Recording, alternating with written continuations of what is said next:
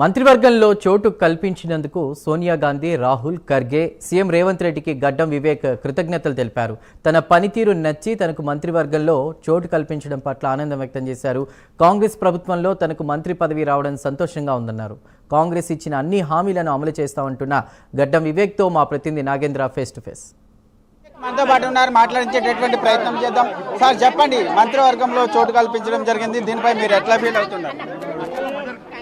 ఇది ఒక రెస్పాన్సిబిలిటీ, మంత్రి కావడం ఒక రెస్పాన్సిబిలిటీ.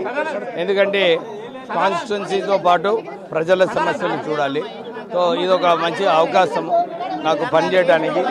నేను డాక్టర్ అయినప్పటికీ కూడా బిజినెస్లో సక్సెస్ఫుల్ అయ్యాను, మీడియా పెట్టినాను, సక్సెస్ఫుల్ అయినాము. ఈ మంత్రి పదవిలో కూడా కష్టపడి పనిచేసి మంచి పేరు సంపాదించుకోవాలను. సార్, మీ పార్లమెంట్లో ఎంత పోటీ ఉన్నప్పటికీ అధిష్టానం మీకే గ్రీన్ సిగ్నల్ ఇచ్చింది, దీనిపై ఎట్లా? ప్రజలకు తెలుసు, ఏఐసిసికి తెలుసు.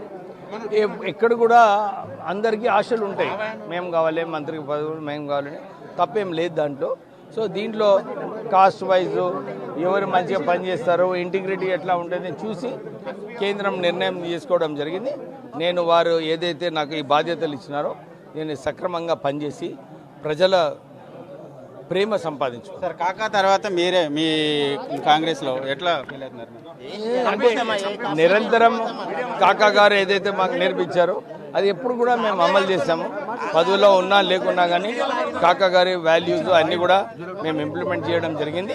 ఇప్పుడు కూడా ఇదే దారిలో నడుస్తూ ప్రజలకు సేవ. ఫైనల్ గా మీ సేవలు ఏ విధంగా ఉండబోతున్నాయి ప్రజలకి?